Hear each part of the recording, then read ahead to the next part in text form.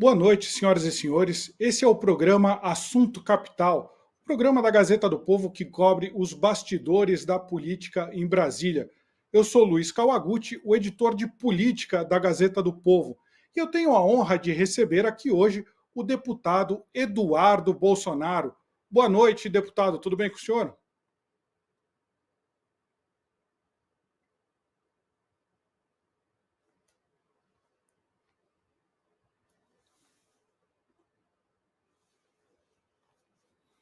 Eu também tenho aqui comigo a Desirê Penhalba, minha companheira de bancada. Tudo bem, Desirê? Tudo ótimo, boa noite a todos. É uma honra recebê-lo aqui, deputado Eduardo Bolsonaro, e também, calma, querido, vocês que estão nos assistindo. Eu não sei vocês, mas mais cedo eu não estava conseguindo ouvir o deputado. O áudio para vocês está tudo ok? Se estiver, por favor, escrevam aí. Aproveito para pedir que vocês já curtam, deixem aí seus comentários, suas perguntas para o deputado. A gente sabe que é um tempo bem corrido, mas a gente vai fazer questão também de tentar ouvir a nossa audiência para saber o que vocês querem. Saber de informação com relação ao deputado. Eu É vou que meu pedir, microfone deputado, estava no mudo. Deixa eu testar de novo aqui, tá ok? Acho que agora vocês estão me ouvindo, ó. Não, eu seja estava Agora bem-vindo. agradecendo, sim. eu estava agradecendo a oportunidade, dizendo que eu também sou um seguidor de vocês, tá? Utilizo a Gazeta para me informar e confio no trabalho dos jornalistas da equipe da Gazeta. Agradeço demais a presença, deputado. Bom, o deputado Eduardo Bolsonaro dispensa apresentações. A gente geralmente faz aqui currículo e tal, mas eu queria só acrescentar que lá no. Ele é deputado federal pelo PL de São Paulo, ele é líder da minoria lá na Câmara, ele tem também uma. Ele também é membro da Comissão de Relações Exteriores e Defesa. Mas vamos direto ao ponto. O deputado ele é o responsável pela organização de um grande evento que aconteceu nesse fim de semana em Santa Catarina, a Ação Política Conservadora, o CEPAC. É um evento que é muito conhecido lá nos Estados Unidos, já está, acho que fez história agora, né, deputado? O senhor falou que foi um divisor de águas lá em Santa Catarina. Como que foi organizar esse evento e o que esse evento significou, na sua opinião? Para mim foi um marco dentro da história do conservadorismo na nossa região. Foi o maior encontro de conservadores de toda a história da América Latina, o que mostra que a direita está viva e o nosso sonho ele segue mais vivo do que nunca. E a verdadeira Copa do Mundo da direita. Várias pessoas influentes, mesmo não políticos, que gostariam de falar. Eu fiquei feliz com esse problema para resolver. Não deu para acomodar todo mundo, mas mostra que o evento ele é valorizado, as pessoas querem se expor, vem ali uma plataforma para levar suas ideias adiante. E eu destaco aqui que, além de toda a grandiosidade, a participação do presidente argentino Javier Milei, que dispensou uma cúpula do Mercosul, que, convenhamos também, né, Mercosul anda meio mal das pernas, muito problema por ali, muita burocracia, deveria ser um bloco mais ágil. E também a presença do Jair Bolsonaro e o apoio do governador Jorginho Melo, de Santa Catarina. Eu destaco aqui que, assim como o Milei veio ao CIPEC em 2022 e não era tão assediado, porque estava iniciando ali a sua ascensão à presidência, nós também tivemos a oportunidade de ver outros prováveis futuros presidentes da América Latina no CIPEC, como é o caso do chileno José Antônio Cast, que perdeu por pouco a última eleição para o Boric lá no Chile, vai novamente concorrer à presidência com um quadro mais favorável para ele. O Eduardo Verasteg, do México, que foi diretor e ator do filme Sounds of Freedom, O Som da Liberdade, junto com o Jim Caviezel, também busca se viabilizar como uma opção para a presidência do seu país. Não esteve conosco agora pela primeira vez, mas sempre está presente, a senadora colombiana Maria Fernanda Cabal, que é do meio do agro, é uma fiel defensora das forças de segurança. Ela não esteve presente agora por uma impossibilidade, mas também se projeta como eventual candidata. E, por último, o meu destaque é para para o Branco Marinovic, que é um potencial candidato, lançou, na verdade, a sua pré-candidatura do CIPEC. Ele é um empresário boliviano e foi tão grandioso o evento que o Evo Morales chegou a responder, criticando, né, Milei e Bolsonaro por estarem no evento onde lança desde o exterior uma candidatura à presidência da Bolívia, dizendo que nós não sabemos o que ocorre com a Bolívia. Olha, nós bem sabemos. né? Tem uma ex-presidente que foi presa através de um sistema ditatorial. A esquerda, ela prefere agora na nossa região não copiar esse modelo boliviano e da Nicarágua, que também prendeu possíveis presidenciáveis concorrentes do ditador Daniel Ortega. A esquerda agora ela vai pela linha da inegibilidade, que é o que fizeram na Venezuela com o Capriles e a Maria Corina Machado, que são alternativas à esquerda, tá? Lá na Venezuela. Não acho que eles são de direita, não.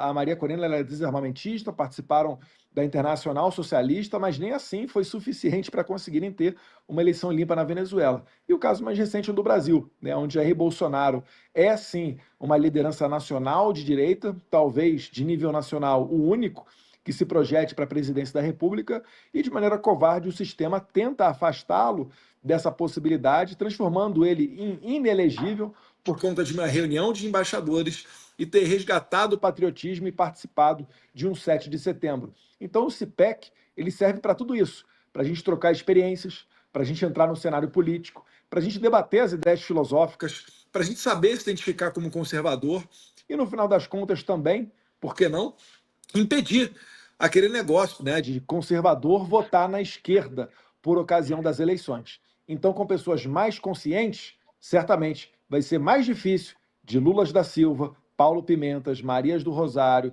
e qualquer outro tipo de lixo ideológico da esquerda se aproveitar dos votos da direita.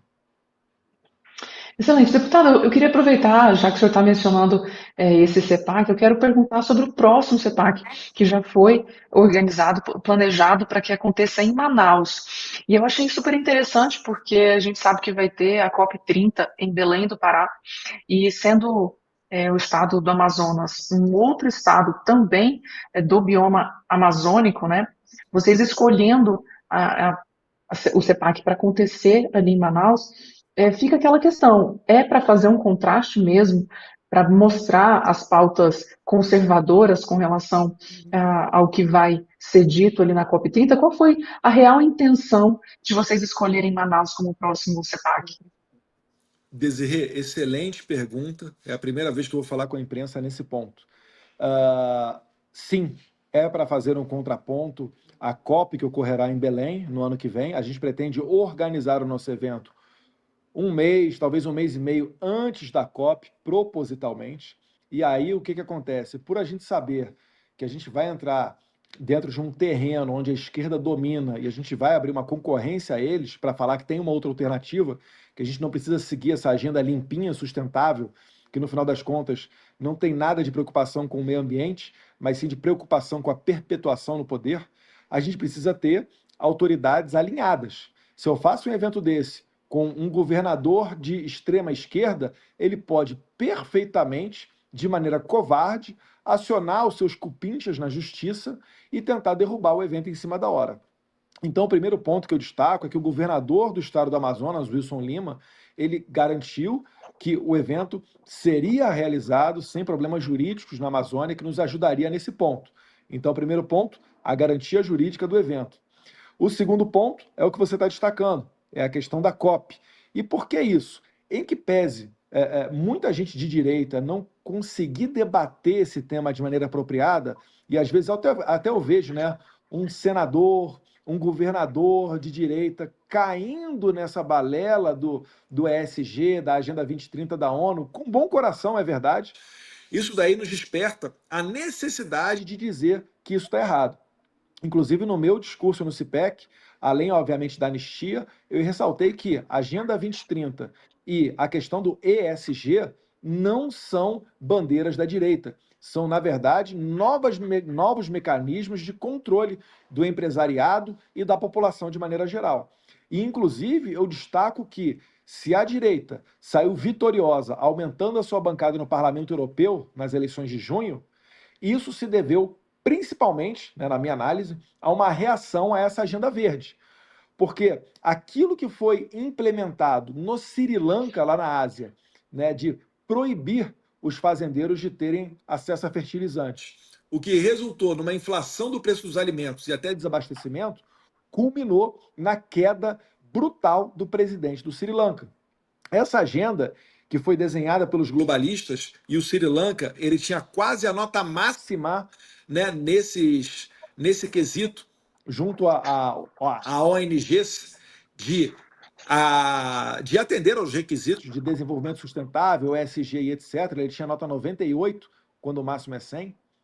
Essa agenda acabou sendo copiada parcialmente na Alemanha, na Holanda, na Espanha, e em todos esses países ocorreram os tratoraços. Esses vídeos dos tratoraços, que são protestos de produtores agrícolas, alertando que essa agenda vai reduzir a possibilidade de produção de alimentos e vai aumentar a inflação dos alimentos e a fome no mundo, essa daí é a principal razão da ascensão da direita na região europeia. Então, na Holanda, onde, surpreendentemente, o Partido dos Fazendeiros conseguiu fazer a maioria do Senado e onde, surpreendentemente, o primeiro-ministro, né, o Geert Wilders, consegue comandar a principal a fração do poder da Holanda, isso se deve a uma reação a essa agenda. E o Brasil, né, como a gente já sabe, acaba adotando, acolhendo aqui essas ideias antigas da Europa. Então a Europa, que já está reagindo a toda essa agenda, no Brasil ela está chegando agora, através de reforma tributária, através de outras políticas ESG, e a gente tem que estar alerta nisso. Então esse é o ponto que a gente pretende destacar no CIPEC de 2025, lá no Amazonas. Muito importante, inclusive, você ter um contraponto, porque a gente sabe que o Lula ele vai utilizar esse discurso ambiental, esse discurso ESG, para se promover internacionalmente, enquanto ele criticava o ex-presidente Bolsonaro por queimada na Amazônia, agora está queimando muito mais, né? Mas, deputado, eu queria perguntar para o senhor o seguinte, sobre o CIPEC ainda, me chamou muita atenção o discurso do Mário Frias, do Nicolas, eles falando que, assim, principalmente o Mário Frias, nós vamos ficar com o Bolsonaro até o último segundo. Ele estava falando de inelegibilidade, ou seja, muitos dos discursos que eu ouvi lá era isso: Bolsonaro vai se tornar elegível e vai poder concorrer em 2026. E me chamou a atenção, por exemplo, de outros nomes da direita, como o Caiado, o Zema, não aparecerem por lá. Como é que o senhor lê isso? O CIPEC foi um recado para que não é para você, ou seja, você dividir as forças, todo mundo ficar com o Bolsonaro, ou o senhor acha que o Valdemar da Costa Neto tinha falado já que é o Bolsonaro que vai decidir quem que vai ser o candidato se ele não for elegível? O CIPEC foi uma mensagem do contrário disso? Como é que o senhor vê? Cada um tem a sua opinião, né? A minha opinião é igual a do Mário Frias. Eu não vejo motivo para você colocar energia agora, né, numa questão de quem será o candidato a presidente de 2026, quando tem água para rolar embaixo dessa ponte. Né? O Brasil faz muito tempo já que as cortes superiores elas não estão muito preocupadas com as leis ou com a Constituição. Isso que eu estou falando aqui não é nenhuma fake news ou novidade, né? E a configuração do TSE vai mudar, já está mudando aos poucos. Então, aquela eleição que a gente viu em 2022, aquela covardia que fizeram de não permitir que o presidente Bolsonaro sequer pudesse fazer transmissões ao vivo a partir da sua residência, isso daí que ocorreu com a configuração de Alexandre de Moraes, Carmen Lúcia e Fachin, isso vai mudar. Dos 7 juízes do TSE, 3 vêm do STF. Os 3 do STF que estarão lá em 2026 serão Cássio Nunes, presidente, André Mendonça, vice, e o terceiro seria o Toffoli, que não é aquele ministro dos mais ideológicos nomeados pelo PT. Então existe uma esperança de que a gente tenha uma corte mais balanceada e nesse ambiente, né, a gente consiga ter um cenário onde se faça justiça. Porque é inacreditável você transformar em tempo recorde um ex-presidente que não tem qualquer envolvimento com corrupção em inelegível por conta de se reunir com os embaixadores ou participar de um ato de 7 de setembro. Pelo amor de Deus. Né? Isso daí está na cara que é uma perseguição. E há instrumentos jurídicos para a gente corrigir essa injustiça, essa covardia.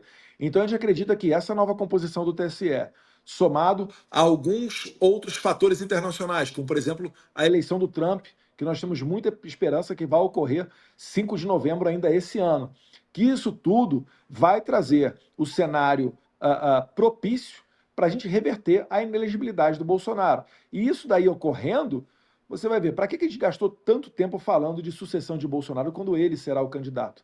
Então, o recado que o Mário Frias tentou dar ali, deu, né, no CIPEC, e eu concordo com a opinião dele, é de que é o Bolsonaro. Ah, e se não for o Bolsonaro? Se não for o Bolsonaro, será em quem ele indicar. A gente tem que ter confiança, não é O idolatria no seu irmão político. A Flávio, de gente, repente, poderia ser uma opção? Flávio Bolsonaro? olha, se o Bolsonaro falar que é o macaco Tião, eu voto no macaco Tião. O cara tem quase 30 anos dentro daquela coisa ali chamada Congresso Nacional sem ter nenhum escândalo de corrupção. 4 anos de presidente da República. Começou sua carreira no Exército perseguindo o Lamarca nas matas do Vale do Ribeira. Olha, se essa não é a pessoa com a experiência correta, né, e que já provou que tem Deus no coração, né, suas boas intenções, se não é essa a pessoa que vai me orientar no meio político, eu não sei quem será. Porque não é uma briga pelo poder. Sentar naquela cadeira ali é ruim demais.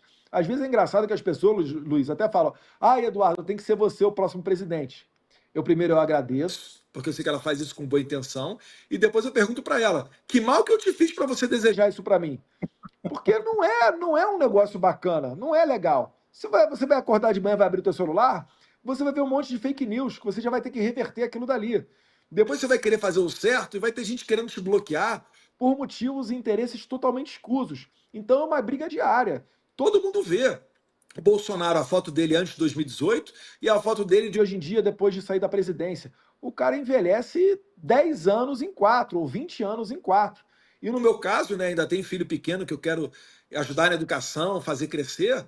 Se, né, você sentar na cadeira da presidência da República, isso vai ser um problema. Então tem que ter um sentimento muito forte de patriotismo, de fé em Deus, porque para fazer o certo a pancadaria é grande. Então eu fico muito confortável e gosto muito de ter esse conforto, de ter o Jair Bolsonaro. Eu até não entendo, finalizando, como é que, por exemplo, os jovens do MBL queriam chegar e ter essa cadeira com tanta pressa? Por que que pessoas como, por exemplo, o Dória ele poderia perfeitamente ser o presidente do Brasil. No primeiro mês de governador de São Paulo, o cara começa a tretar com o presidente. No primeiro mês de governador de São Paulo. O Moro é outro. Saiu atirando no presidente porque achou que era maior do que ele. Então veja só como é que a humildade é uma característica dos líderes, é uma característica dos vitoriosos. Se esses três grupos fossem humildes e reconhecessem, né, estivessem junto do projeto Bolsonaro, teriam chegado muito, mas muito mais longe. Com certeza. Já que o senhor está falando de contextos, né, vamos dizer assim, a gente tem percebido muito todo um questionamento aí sobre a direita permitida, direita limpinha, enfim. Eu queria perguntar sobre isso, porque a gente sabe também que ainda no CEPAC apareceu lá o Pablo Marçal, que é agora o pré-candidato à Prefeitura de São Paulo. E ele não chegou a subir, eu não sei se chegou a conversar ou não, mas o que apareceu, a gente conseguiu encontrar aí sobre os bastidores é que ele ficou lá apenas cumprimentando as pessoas, foi visto apenas por um grupo não chegando a ter uma projeção relevante. E eu queria perguntar a primeira opinião que o senhor tem a respeito do próprio pré-candidato Pablo Marçal, e também como o senhor tem essa expectativa da candidatura dele no estado do senhor, tendo em vista que ele chegou para, de certa forma, balançar e mexer um pouco o xadrez político na próxima eleição municipal de São Paulo. O Paulo Marçal ele enxergou ali que existe um vácuo na direita, né? O Nunes não conseguiu abraçar essas bandeiras, ficou muita história de vai para lá, vem para cá com relação à nomeação do vice ou do próprio apoio do Bolsonaro. Eu sou um que era muito entusiasta, né, da candidatura do Ricardo Salles. Eu acho que teria sido sensacional se tivéssemos conseguido construir essa candidatura. Não vou entrar aqui no mérito porque que acabou não sendo o Salles. E o Pablo Marçal ele conseguiu de maneira inteligente enxergar que existe uma lacuna nesse meio. Então ele tenta se projetar como sendo o cara que vai preencher, né, essas questões da direita. Então ele tenta colocar ali proximidade, se colocando também como alternativa ao Melo Araújo na parte da segurança, a redução de tributos e impostos na parte econômica, que foi uma bandeira levantada pelo Bolsonaro e pelo Paulo Guedes. E ele tenta, assim, se viabilizar para ser um candidato para receber esse chamado, vamos assim dizer, voto bolsonarista de São Paulo. Mas eu acho que o Marçal, em que pese ele ser um empresário de sucesso, ele carece um pouquinho de história, né? A política é um terreno onde existe fila, onde você tem que provar um pouquinho com a sua história, que você tem os atributos e os requisitos para chegar àquele cargo. E a Prefeitura de São Paulo é dos cargos mais importantes do país, né? A cidade de São Paulo, ela produz mais do que todo o estado do Rio de Janeiro, do que todo o estado de qualquer outro estado. É o terceiro maior PIB do país. E aí eu pergunto, né? Poxa, onde é que estava o Marçal na eleição de 2022? Ele estava apostando nem Lula nem Bolsonaro, né? Onde é que estava ele na hora de se engajar nas bandeiras, né? Como, por exemplo, votar contra a manutenção da prisão do Daniel Silveira, de se posicionar a favor das velhinhas, né, que estão sendo presas agora. Enfim, tiveram vários flancos, várias possibilidades de batalha dentro do campo político, em que eu, pelo menos, não vi a opinião dele. Então é difícil você avalizar alguém em cima da hora para sair ao cargo, né, um cargo tão importante quanto a Prefeitura de São Paulo. Eu acho que isso daí é o que ele carece. Ele certamente tirou muitas fotos dentro lá do CIPEC, porque as pessoas enxergam nele aquele cara que ajudou o Rio Grande do Sul. E aí tem que ser dado o devido mérito, tá? Foi um bom trabalho dele, correu atrás, fez vaquinha, pressionou autoridades, e ali muitas pessoas se empolgam com o Pablo Marçal. Mas, mais uma vez, eu seria um pouco mais prudente, eu teria um pouco mais de pé atrás com relação a ele. Vamos estudar um pouquinho mais o passado, ver um pouquinho mais, e porque senão, gente, cada um que aparecer faltando 4 meses da eleição e a gente se empolgar e for com ele, poxa, não estou falando que é a mesma pessoa, mas é tipo uma Joyce Rossmann. Não estou falando que o Pablo Marçal é Joyce Rossmann, não, tá, gente? Pelo amor de Deus. Mas eu estou dando um exemplo bem extremo para as pessoas relembrarem que não basta você dizer que sou Bolsonaro, sou a favor dessa ou daquela pauta. Isso daí é mostrado com o passar do tempo, né? Com a pessoa sendo testada, né, com o passar do tempo. Eu acho que é mais ou menos por aí que eu escolheria um candidato. O pessoal tentando pegar carona, às vezes, de vez em quando, na fama de outros, né? Mas, deputado, um outro assunto agora. A Polícia Federal, ela fez um indiciamento do Jair Bolsonaro em relação aos presentes que ele recebeu lá na Arábia Saudita. O senhor mencionou essa semana... Ele não recebeu, Luiz. Foi o ministro da Minas e Energia que recebeu e trouxe para o Brasil. Mas tudo bem, eu entendi. Ou seja, mas a Polícia Federal criou uma narrativa até bastante intricada, misturando com outros inquéritos. Mas a questão é, o senhor falou essa semana que o senhor entraria em contato com o príncipe Mohammed bin Salman, que é um dos príncipes herdeiros lá da Arábia Saudita, ele é o primeiro-ministro saudita, ele é o líder de fato lá da Arábia Saudita. O senhor pediria para ele pedir de volta os presentes? Eu queria que o senhor explicasse melhor aí como que isso funcionaria e por quê. É uma atitude até bastante radical fazer esse pedido, ou não? Não, sim, é uma atitude extrema, porque esperar serenidade e bom senso dessa Polícia Federal, que são as cadelas do Alexandre de Moraes, não dá mais, né? Inclusive, eu falo para a Associação dos Delegados de Polícia Federal, que falaram que iam me processar da primeira vez que eu usei o termo cachorrinho do Alexandre de Moraes, podem ficar à vontade, tá? Vou continuar usando da minha imunidade parlamentar para dizer aquilo que vocês são, né? Muitos policiais federais não concordam com essa conduta da Gestapo, que está sob o comando do Alexandre de Moraes. Mas eu gostaria, Luiz, aproveitando aqui que a gente tem uma boa margem de tempo com vocês da Gazeta, de resgatar essa história e explicar ela com alguns detalhes. O ministro Bento, de Minas e Energia, foi a Riad, que é a capital da Arábia Saudita, num evento sobre energia, e retornando ao Brasil, foi dado para a equipe dele 2 pacotes. Um dos pacotes acabou sendo detido no aeroporto de Guarulhos, porque o assessor do ministro acabou se enrolando lá na hora de falar com o fiscal da Receita, e o ministro já havia passado por essa parte da Receita, que estava indo fazer uma conexão, e não sei como, um outro pacote com presentes acabou ficando sob custódia do Ministério de Minas e Energia. Se eu não estiver equivocado, a história é mais ou menos essa. E depois de um ano na Receita lá de Guarulhos, é que começaram algumas tratativas para tentar desembaraçar esse presente e fazer ele chegar nas mãos do Jair Bolsonaro. Bem, o Jair Bolsonaro, um desses presentes, pelo menos, ele nunca viu, tá? Hoje devem estar sob custódia da Justiça.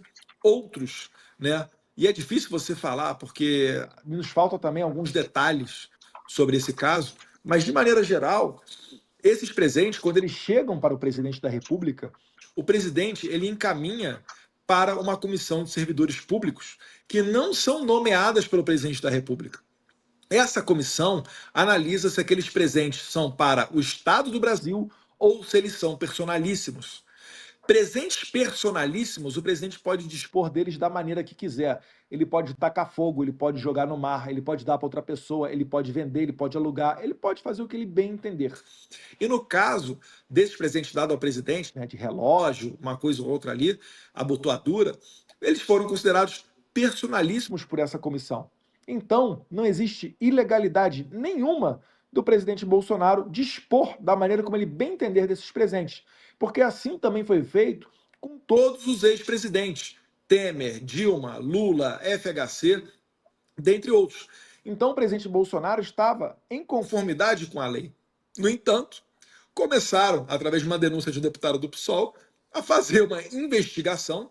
O TCU mudou o seu entendimento com relação a presentes e colocou ali também no binômio o valor do presente. Se fosse um valor muito alto, deveria ficar com algum museu ou com uma fundação, enfim. Só que isso tudo foi depois, foi em 2023.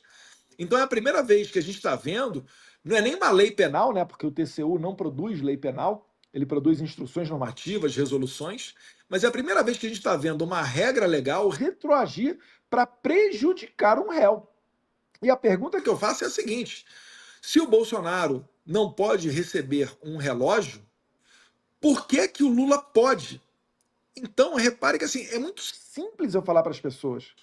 Em 2023, eu explicava para as pessoas esse caso, que é um caso de perseguição política. Em 2023, o deputado Rodrigo Valadares, ele fez uma representação à PGR contestando um relógio Piaget de cerca de 20 mil dólares, que o Lula usa até hoje, tá? Que foi um presente do presidente francês Jacques Chirac, por ocasião da comemoração dos 200 anos de relações Brasil-França. O Lula até hoje tem esse relógio. E o deputado Rodrigo Valadares perguntou para a PGR: olha, PGR, o Bolsonaro está sendo investigado por causa de um relógio de luxo que ele recebeu de um outro chefe de Estado. Por que que o Piaget recebido pelo Lula não pode estar sobre matéria de investigação também? E a PGR respondeu, sabe o quê? A PGR falou que contra o Lula era uma clara perseguição política contra o presidente. Então é inacreditável que isso aí esteja ocorrendo. Eu ainda destaco que o presidente Bolsonaro recebeu esses presentes fora de uma reunião protocolar, onde ocorre uma troca de presentes e onde pode ficar configurado um presente para os mais, né? Configurado um presente para o Estado brasileiro. O Bolsonaro sequer estava junto com Mohammed bin Salman, que é o príncipe herdeiro da Arábia Saudita, quando recebeu esses presentes. Então são vários argumentos para serem utilizados, não é que tem um ou dois, não.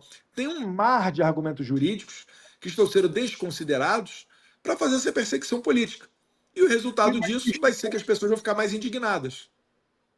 Me chamou a atenção, lendo uma parte desse relatório da Polícia Federal, que eles têm até uma conversa do Jair Bolsonaro, acho que com um advogado dele, e ele falou, não, lê isso aí direitinho, mas eu acho que a gente tem o direito de ficar com eles. Então parece até... a minha impressão foi que eles têm a evidência que até inocenta o Jair Bolsonaro para ele falar que ele acreditava que ele podia ficar com aquilo ali. A pegadinha do TCU é que em 2016 eles mudaram lá umas linhas falando que esse presente, os presentes muito caros, não poderiam ser personalíssimos, né? Mas a impressão que eu tive lendo os diálogos é que o Jair Bolsonaro, ele realmente tinha convicção de que aquele era um presente para ele, não era um presente para o Estado. É isso mesmo? Ele agiu de total boa-fé. Existe uma comissão de servidores públicos que fazem essa designação para saber se aquilo ali tem uma natureza pessoal ou se tem uma natureza de Estado. E eu pergunto, né? Será que o Estado do Brasil tem um braço para utilizar um relógio? E o presidente Bolsonaro ainda devolveu todos os presentes que ele ganhou. Ele ganhou um fuzil da produtora do Emirados Árabes Unidos, a Caracal. Ele devolveu pistolas de produtoras estrangeiras, várias outras coisas. Por quê? Porque ele não faz questão disso. Os presentes viraram um problema para ele. Ele falou, olha, se virou problema, vamos se desfazer de tudo. Não preciso para viver de presente nenhum. Não quero uma vida luxuosa. Ele está muito bem com o G-Shock dele no braço, que todo o Brasil sabe que ele usa. Só finalizando, Desirê, antes de passar para você, como uma maneira extrema, eu fiz um apelo na entrevista que eu dei ontem para a CNN para o Mohammed bin Salman, o príncipe herdeiro da Arábia Saudita, para pedir de volta esses presentes. porque eu tenho certeza que ele nem sabe que isso tudo está acontecendo. Ele quis fazer um aceno, um agrado para o presidente da República do Brasil, Jair Bolsonaro, e isso está tentando se transformar uma narrativa esdrúxula, eu sei, mas estão tentando transformar isso num caso de corrupção. Então, se possível, eu gostaria que o Mohammed bin Salman pedisse de volta esses presentes e eu estou para oficiar a Embaixada da Arábia Saudita sobre esse caso. Excelente, deputado. É muito bom ouvir isso. Eu até peço desculpa de querer fazer mais uma pergunta. Eu sei que o tempo do senhor é bem apertado, mas é porque a gente tem percebido notoriamente uma perseguição. A gente tem analisado isso, inclusive é o tema da nossa live de hoje. Mas para corrigir esse problema, como solução para o que a gente está vivendo, tudo indica que em 2026 a gente vai ter que ter um Senado que esteja mais favorável para fazer esse contraponto aí, que é exatamente de forma mais republicana possível ao ativismo judicial que a gente está vendo. Mas a questão é a seguinte, que saiu, né, como uma possível estratégia é que em 2026 toda a sua família, vamos dizer assim, esteja engajado para se candidatar ao Senado. Saiu, inclusive, que o seu irmão, Carlos Bolsonaro, que apenas tem sido vereador, que ele possa sair ou por Santa Catarina ou pelo Mato Grosso, e dentre outras pessoas próximas, inclusive até a Michele Bolsonaro saindo também ao Senado pelo Distrito Federal. E eu queria saber se isso realmente tende a ser estratégia de vocês, se é uma perspectiva possível, mesmo não sendo no estado de origem, como no caso do seu irmão Carlos. Olha, Desirê, sobre o Carlos, eu não tenho confirmação nenhuma e eu vou ser bem sincero, eu acho até difícil, posso estar enganado, porque não participei de tratativa nenhuma, isso pode perfeitamente estar ocorrendo na minha revelia. Mas eu te falo, conhecendo um pouco do Carlos, eu vejo com estranheza isso daí. Porque você antecipar tanto um debate para senador, quando a gente tem agora à frente uma eleição municipal, que vai ser o termômetro para 26, eu acho estranho, porque vai ter muita água para rolar embaixo da ponte até você bater o martelo com relação a essas candidaturas para o Senado. E botar o Carlos em outro estado, não sei, não sei. Eu estou achando isso tudo muito estranho. Amanhã eu vou ter a oportunidade de estar com meu pai, posso até conversar com ele sobre esse assunto.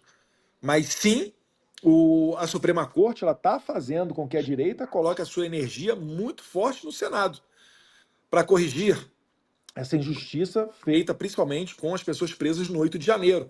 Inclusive, eu aproveitei o CIPEC, que é o maior encontro de conservadores da América Latina, né, do mundo dos Estados Unidos, mas da América Latina, o nosso CIPEC brasileiro aqui, eu coloquei essa pauta. Então, vai virar pauta na eleição de 2023, 26, se a gente não tiver sucesso na anistia, o projeto de lei de anistia, de relatoria do deputado Rodrigo Valadares, vai virar pauta se o candidato a senador votaria ou não impeachment de ministro do STF. Não vai ter muito como fugir disso daí. E é claro, vendo a injustiça que ocorre contra, né, esses, desculpa aqui, pobres coitados do 8 de janeiro. Injustiça que ocorre contra o Jair Bolsonaro, contra o Silvinei Vasquez, Felipe Martins, Daniel Silveira e vários outros. É claro que a gente vai querer colocar senadores ali para puxar esse poder, para dar um freio no STF. Que já existe uma maneira de dar um freio no STF. A teoria dos freios e contrapesos constitucional foi pensada para que o Senado pudesse dar esse basta. Mas a gente está vendo que no Senado, Rodrigo Pacheco, ele não vai pautar nenhum desses pedidos de impeachment de qualquer ministro do STF. Vamos ver o que acontece com a eleição do próximo presidente do Senado, mas eu não seria tão esperançoso ainda assim. Tá? Sendo bem sincero, a gente vai precisar mudar bastante a composição, né, do Senado e temos que aproveitar 2026 porque será a maior renovação possível do Senado. Em 2026 a gente vai votar a renovação de 2/3 do Senado. Então vamos ficar de olho e eu acho que passando a eleição de 2024 a gente já pode começar a tratar essa matéria em um estado ou outro para preparar, para não ficar fazendo tudo em cima da hora como por vezes acontece. Preparar as candidaturas ao Senado em 2026. Deputado, eu vou pedir para o senhor mandar uma mensagem para o leitor da Gazeta do Povo, mas antes eu queria pedir aqui a atenção do nosso telespectador. Quem está assistindo essa live, ela é gratuita, mas para você ajudar o nosso programa aqui, se você assinar a Gazeta do Povo, você está ajudando o programa Assunto Capital e um time feraça de colunistas, de jornalistas, e isso tudo é praticamente de graça. Você paga R$ 1 por mês nos primeiros 3 meses e não é que nem imposto, você cancela quando quiser. Mas eu tenho certeza que vocês vão ficar com a gente aqui. Mas queria passar ao deputado aqui. Deputado, o que que o leitor, o que que o nosso telespectador ele tem que ficar de olho? O que é importante ele fiscalizar, ele ver o que está acontecendo aqui na nossa política, com a nossa direita aqui no Brasil? Primeiro de tudo é ter consciência de que o flanco político ele é só um dos flancos de batalha dessa guerra que a gente está travando. Eu acho que até mais importante do que a política é o cultural. É aquilo que fica dentro dos cinemas, da literatura e também dos meios de comunicação. Muita gente vem para mim e fala: Eduardo, eu gostaria de ajudar mais. Como é que eu faço para ajudar? Olha, o país que a gente quer começa na nossa casa. Você tem filhos em casa? Você está vendo o livro escolar, do que eles aprendem na escola? Você está conversando com eles? Porque eu, por exemplo, quando eu estava no segundo grau, o atual ensino médio, minha sala inteira saiu a favor do MST e achando que o Lamarca e o Marighella eram heróis. Como é que eu me desfiz disso daí? Foi dentro de casa. Quando eu cheguei em casa e falei: poxa, pai, esse Lamarca aí, pô, o cara era legal mesmo, hein? Ele falou: como é que é? Ele chegou, me conversou comigo e a gente conseguiu ver um outro lado da história que não só o lado do meu professor de geografia esquerdista. Então é por aí que eu começaria. E mais do que isso, não sejamos imediatistas. A gente não precisa resolver o problema do mundo inteiro ontem. A gente vai viver até os 80, 90, 100 anos de idade, talvez. Olha quanto tempo pela frente a gente ainda tem.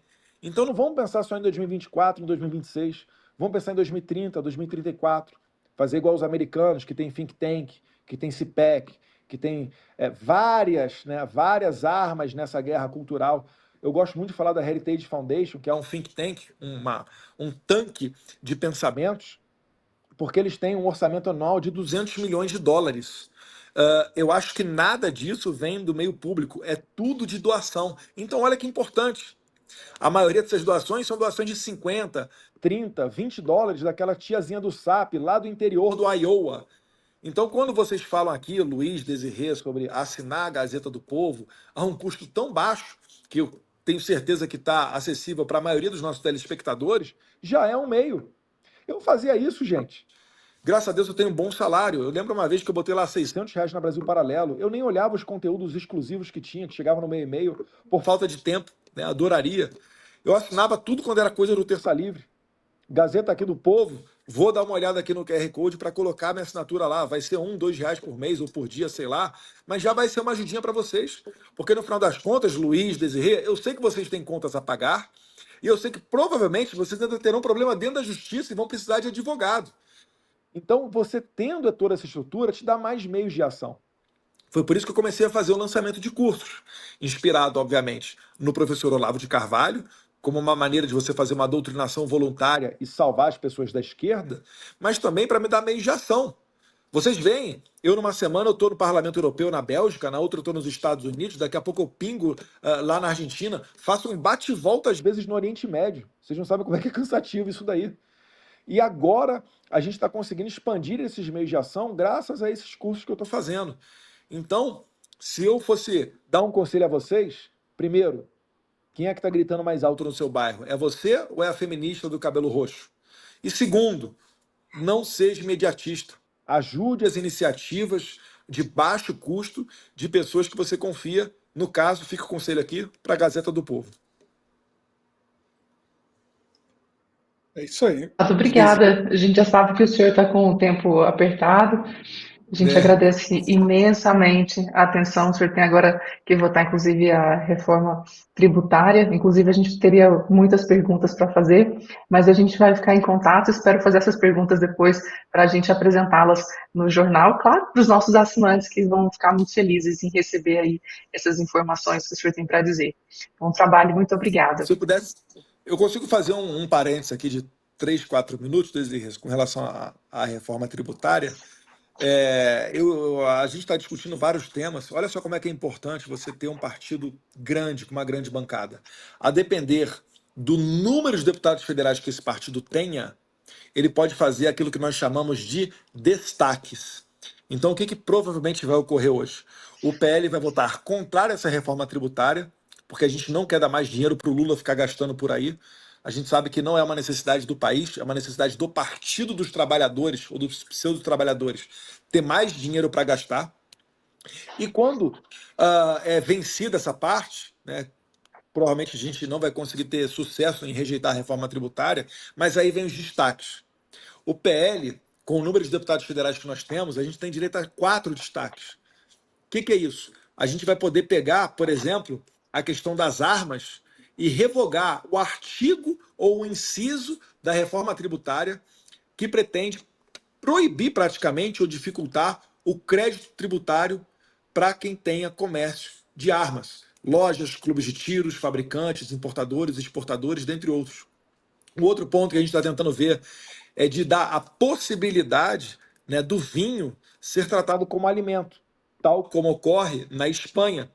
E isso viria em um bom momento, porque no Rio Grande do Sul, que foi muito afetado pelas chuvas, estão os principais produtores de vinho do país. Tem um pouquinho ali na Bahia também, né, Pernambuco, ali em Juazeiro, Petrolina, mas o principal está no Rio Grande do Sul, está em Santa Catarina e Rio Grande do Sul.